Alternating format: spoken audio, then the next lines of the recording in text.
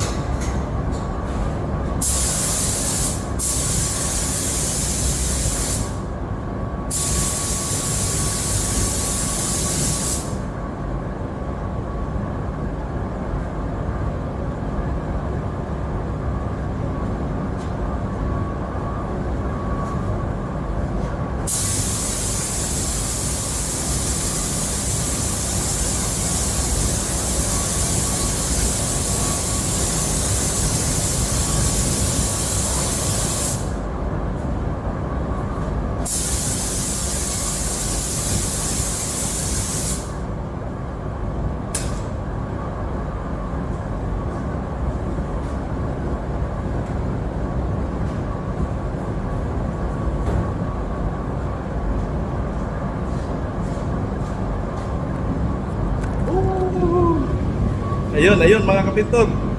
Tapos na tayo magsisealer mga kapintod. Lakas ng amoy. Kinuha ko lang yung mask ko dahil sa inyo. Kasi magsasalita kasi ako. Okay. Tapos na tayo mag-sealer. Ngayon, patuyuin natin ng maayos 10 to 15 minutes again. Yun yung mga flash time natin ginagamit ngayon. So ngayon naman, while waiting for dry sa puti na tinitira natin, ito naman yung tirahin natin, yung glow, dark glow na bumper. Nakita nyo kanina, pinaikot-ikot ko yung bumper kasi ayaw ko mag-overspray dito. So doon lang ako nakaharap sa exhaust sa yung vacuum. So dito, walang puti. Kasi ayaw ko mag-overspray. So doon ako nakaharap. So ngayon, i-switch natin. Dito natin ilagay yung puti. Since nandun yung vacuum, so doon tayo sa blow. Blow naman gawin natin. Ayun. So, ayan mga kapintor. Yun lang yung trabaho natin mga kapintor. Para walang sayang na oras mga kapintor. Okay, switch natin mga kapintor. Amoy. Lakas ng amoy mga kapintor.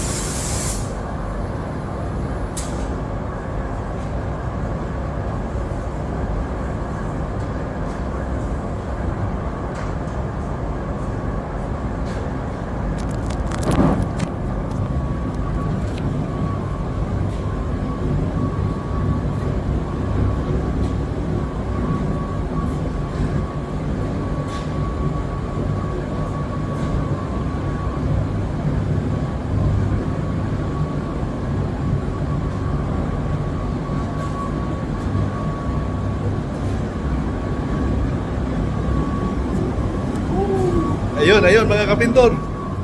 Kinulayan na natin ng blue. Bilis lang ha. So ngayon, pagkatapos yan, isi-switch na naman natin ito mamaya. Ito na naman yung tirahe natin.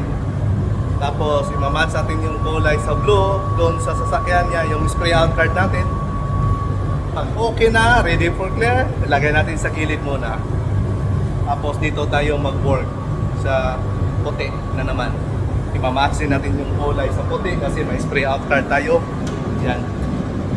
So palaging may spray out card mga kapintor kasi hindi yan pwede imamatch mo yung bumper sa labas ha. Yun yung idea paano magpinta. May spray out card talaga. Para yun lang yung dalhin mo dun sa labas.